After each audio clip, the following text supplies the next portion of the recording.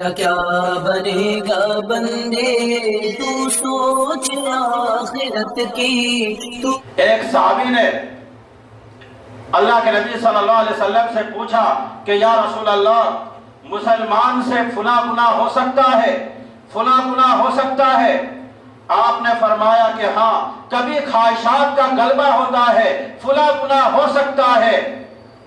میں گناہ کا نام اس لیے نہیں لے رہا ہوں کہ لوگ پھر ان حدیثوں کا غلط مطلب سمجھتے ہیں۔ لوگ سمجھتے ہیں کہ یہ گناہ کر لو کوئی بات نہیں ہے۔ یہ صرف آپ کو ایک مثال سے سمجھایا جا رہا ہے۔ پھر اس صحابی نے دوسرے نمبر پہ پوچھا کہ یا رسول اللہ، مسلمان سے فلاں گناہ بھی ہو سکتا ہے؟ آپ نے فرمایا کہ ہاں، فلاں گناہ بھی ہو سکتا ہے۔ انسان ہے، توبہ کرتا ہے، اپنے آپ کو گناہ سے روکنے کی کوشش کرتا ہے، ممکن ہے۔ تو کہا فلاں گناہ بھی ہو سکتا ہے؟ آپ نے فرمایا ہاں، فلاں گناہ بھی ہو سکتا ہے۔ پھر اس صحابی نے پوچھا یا رسول اللہ، مسلمان جھوٹ بول سکتا ہے؟ تو آپ نے فرمایا نہیں، مسلمان جھوٹ نہیں بول سکتا۔ تو آپ نے فرمایا فلاں گناہ بھی ہو سکتا ہے، فلاں بھی ہو سکتا ہے، فلاں بھی ہو سکتا ہے، ممکن ہے، لیکن مسلمان جھوٹ نہیں بول سکتا۔ پھر اس صحابی نے پوچھا، اس کا اپنا خیال تھا کہ جب اتنے بڑے بڑے گناہ ممکن ہے، فلاں بھی ہو جائے، فلاں بھی ہو جائے، فلاں بھی ہو جائے، جب اتنے بڑے بڑے جرائم ہو سکتے ہیں تو جھوٹ تو اتنی بڑی چیز نہیں ہے۔ تو صحابی نے چوتھے نمبر پر پوچھا کہ یا رسول اللہ، مسلمان جھوٹ بول سکتا ہے؟ تو آپ نے فرمایا کہ نہیں، مسلمان جھوٹ نہیں بول سکتا۔ وہ جھوٹ بولے، غلط بیانی کر دے، یہ کیسے ہو سکتا ہے؟ تو اصل بات یہ ہے، جو پچھلے 3 گناہ کا تذکرہ کیا، اس کو بتانے کے لیے کہ یہ اس سے بھی بڑا گناہ ہے جھوٹ بولنا۔ تو آپ صلی اللہ علیہ وسلم نے فرمایا کہ چوری سے بڑا گناہ ہے جھوٹ بولنا، زنا سے بڑا گناہ ہے جھوٹ بولنا، شراب پینے سے بڑا گناہ ہے جھوٹ بولنا۔ یہ شراب، زنا اور چوری یہ خود بڑا گناہ ہے، لیکن جھوٹ بولنا اس سے بھی بڑا گناہ ہے۔ آج تک ہم نے سوچا، آج تک تو ہم یہی سوچتے رہے کہ شراب گناہ ہے، زنا گناہ ہے، چوری گناہ ہے، سود گناہ ہے، لیکن کبھی سوچا کہ جھوٹ اس سے بھی بڑا گناہ ہے؟ آج ہم صبح سے لے کر شام تک کتنی دفعہ جھوٹ بولتے ہیں، کاروبار کے اندر کتنی مرتبہ ہم جھوٹ بولتے ہیں، لوگوں کو دھوکہ دیتے ہیں۔ جھوٹ بولنا، غیبت کرنا، دھوکہ دینا، حسد کرنا، کینہ، بغض، دشمنی، عداوت، ماں باپ کی نافرمانی، انتقام، ان تمام گناہوں کو ہم کرتے ہیں اور ہم سمجھتے ہیں کہ ہم مسلمان ہیں، ہم کامل مسلمان ہیں۔ آپ کامل مومن نہیں ہے، اس لیے کہ قرآن کہتا ہے یا ایھا الذین آمنوا ادخلوا فی السلم کافہ، اے ایمان والو، اسلام میں پورے پورے داخل ہو جاؤ۔ آپ صرف 5 وقت کی نماز پڑھتے ہیں، ادھر جھوٹ آپ بولتے ہیں، دھوکہ آپ دیتے ہیں، غیبت آپ کرتے ہیں، چغلی آپ کرتے ہیں، نفرت آپ پھیلاتے ہیں، حسد آپ کرتے ہیں، ماں باپ کو تکلیفیں آپ پہنچاتے ہیں، چوریاں آپ کرتے ہیں، 2 نمبر کاروبار آپ کرتے ہیں، یہ تمام گناہ آپ کرتے ہیں، صرف 5 وقت کی نماز پڑھتے ہیں۔ تو آپ اتنا بڑا اللہ کا ولی سمجھتے ہیں،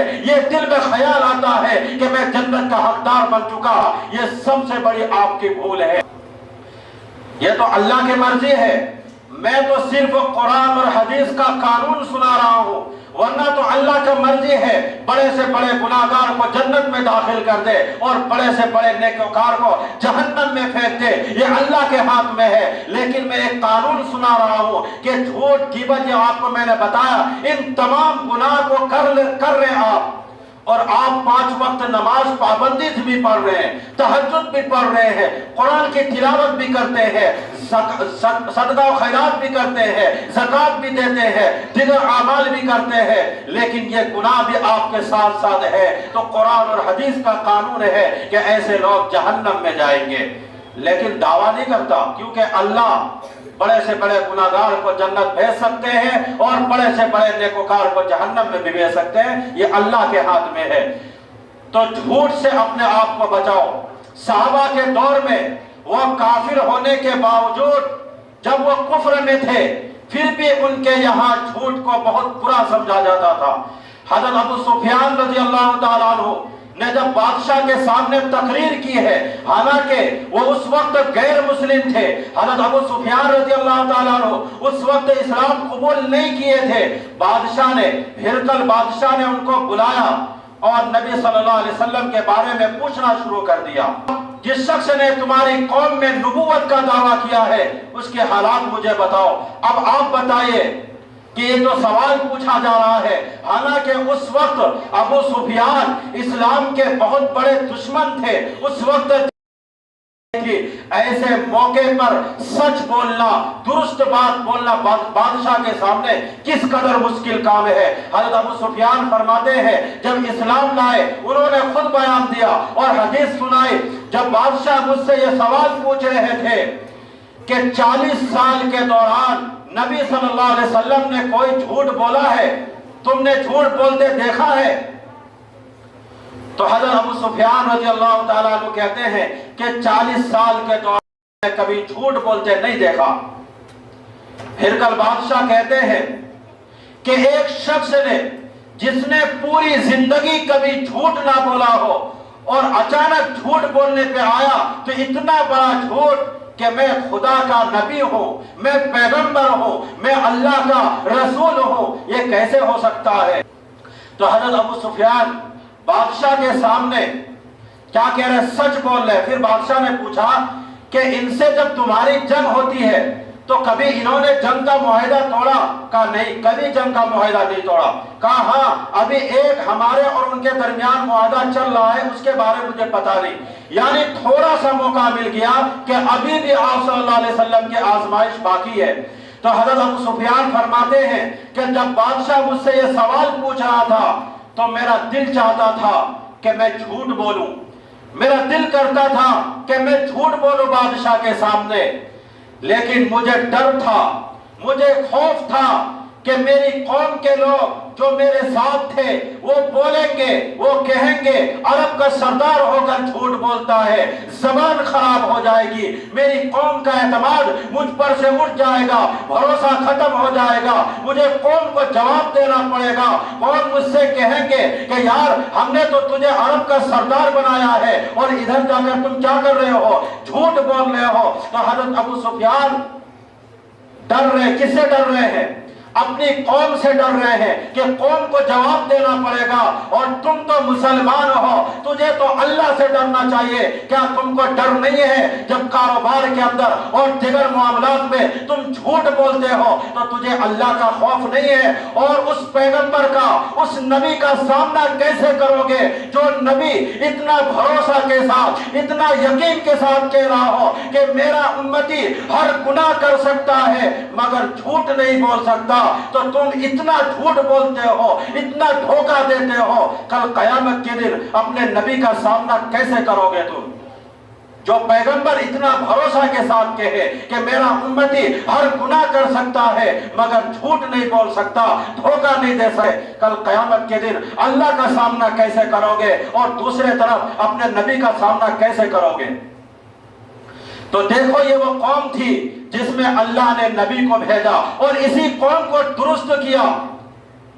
حضرت سفیان بھی اسلام قبول کیے، اسلام لانے سے پہلے بہت بڑے دشمن تھے، اسلام کا بہت نقصان پہنچایا، مگر جیسے ہی اسلام لایا اللہ کے نبی نے حضرت ابو سفیان کو وہ مقام دیا کہ جو بھی ابو سفیان کے گھر میں داخل ہو گیا ان کو پناہ، کیونکہ اللہ کے نبی صلی اللہ علیہ وسلم کو معلوم تھا کہ ابو سفیان اندر سے ٹھیک ہے، یہ سچ کو سچ سمجھتے ہیں، جھوٹ کو جھوٹ سمجھتے ہیں۔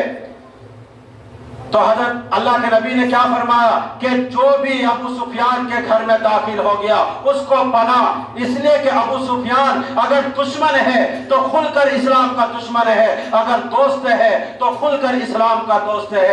حضرت موسیٰ علیہ السلام کو بنی اسرائیل کے طرف نبی بنا کر بھیجا، کیونکہ حضرت موسیٰ علیہ السلام آخری نبی نہیں تھے۔ کتنی محنت کی بنی اسرائیل پر، لیکن ان کا رویہ کیا رہا؟ 2 نمبری والا، جدھر اس کو مفاد نظر آتا، فائدہ نظر آتا، ادھر ہی وہ چلے جاتے۔ تو جس قوم کی زبان ایک نہ ہو، جس قوم کے معاہدے ایک نہ ہو، جو قوم جھوٹ بولتی ہو، جو قوم وعدہ خلافی کرتی ہو، اس قوم میں اللہ تبارک و تعالیٰ آخری پیغمبر کو نہیں بھیج سکتے تھے، کیونکہ اس امت کو قائد بنانا تھا۔ اس لیے جو قوم جھوٹ بولے، دھوکہ دے، اللہ تبارک و تعالیٰ اس قوم میں آخری پیغمبر کو بھیجنا بھی پسند نہیں کیا۔ تو حضرت ابو سفیان کیا فرماتے ہیں کہ مجھے ڈر تھا کہ اگر میں نے جھوٹ بولا تو میری قوم کا اعتماد مجھ پر سے ختم ہو جائے گا۔ اور ادھر ہل کر بادشاہ کتنے سوال پوچھے جا رہے ہیں کہ اچھا یہ بتاؤ کہ ان کے باپ دادا میں کوئی بادشاہ گزرا ہے؟ تو حضرت ابو سفیان نے کہا نہیں، کوئی بادشاہ نہیں گزرا۔ تو بادشاہ کہتے ہیں کہ اگر بادشاہ گزرا ہوتا تو میرے ذہن میں آتا، بیٹے کو بھی سیاست کا شوق ہوتا ہے، باپ وزیر اعظم گزرا یا صدر گزرا تو بیٹا بھی چاہتا ہے کہ ایک عام کرسی میرے پاس بھی ہو، لیکن اس کے خاندان میں صدیوں تک کوئی بادشاہ گزرا نہیں، تو پھر یہ کیسے دعویٰ کر سکتا ہے؟ پھر ہرقل بادشاہ نے کہا کہ جو تمہارے اور ان کے درمیان جنگ ہوئی ہے، اس میں فتح کس کو ہوتی ہے؟ کہا کبھی ان کو کبھی ہمیں، یعنی معاملہ دونوں طرف چلتا ہے۔ تو حضرت ابو سفیان ایک چیز کا جواب سچ سچ دے رہے ہیں، اور ہے کون؟ کافر۔ اس وقت اسلام قبول نہیں کیے تھے، بہت بڑے اسلام کے دشمن تھے، لیکن اسے ڈر تھا کہ میری سرداری چلی جائے گی، لوگ کہیں گے قریشی ہاشمی عرب کے سردار ہو کر جھوٹ بولتا ہے، دشمنی اپنی جگہ ہے، اسلام سے دشمنی اپنی جگہ ہے، لیکن جھوٹ تو نہ بولو۔